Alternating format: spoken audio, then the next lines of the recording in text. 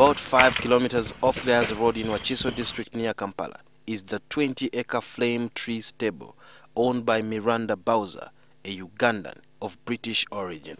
The healthy-looking horses are similar to the ones used in the popular cowboy movies. They are tucked away in the remote village of Chijabijo, where not many people appreciate the usefulness of a horse.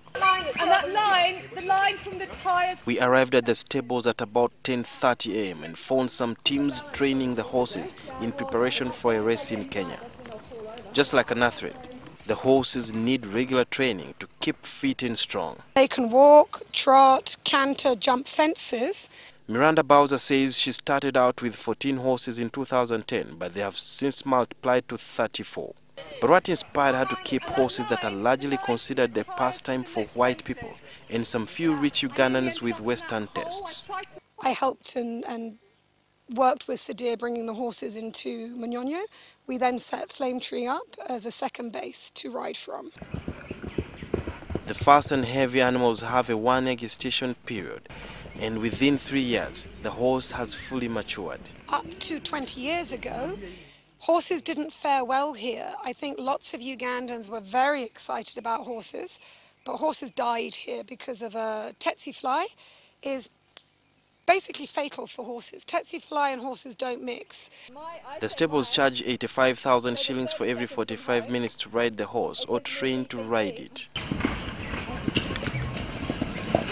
Natalie Combe, who is a horse rider and an instructor, explains that horses love swimming.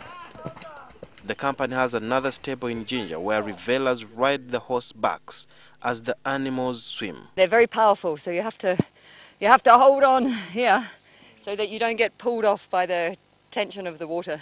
According to John Kinywa, a horse expert, said maintaining a horse is not easy. You have to feed them everyday balanced diet, and you have to monitor their temperature every day to make sure they are safe. A horse feeds 3 times a day.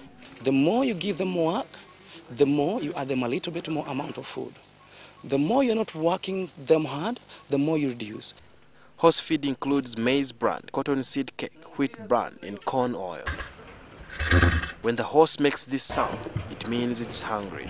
You're supposed to be measuring the weight to make sure you're maintaining the required weight of a horse. In horse handling, there are several do's and don'ts. Don't ever walk from behind. Always approach your horse from in front. And when you're approaching your horse from the black spot behind, can end up kicking you because never knew that you're there. So when you're approaching your horse from the back side, make sure you talk to your horse. Walk, approach your horse when you're talking to it. The horses are bathed every day to help them cool off in the scorching heat. The stable has a number of horse varieties. We have the ponies, which are mainly for kids. They never grow higher. The breed mainly we have here for the bigger horses is called thoroughbred. A mature horse costs 15 million shillings, and if it's looked after well, the animal can live up to 50 years. Sit back taller when you do that. We are taken through the drills on how to ride a horse. According to the horse owner, that is Miranda, she says that horses behave quite different when they get to meet people with disabilities, such as children with autism, and even some who are lame, and any other person who is handicapped.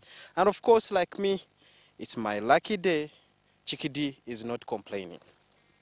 Chikidi, we go. But it's like the horses have an inbuilt slight telepathy.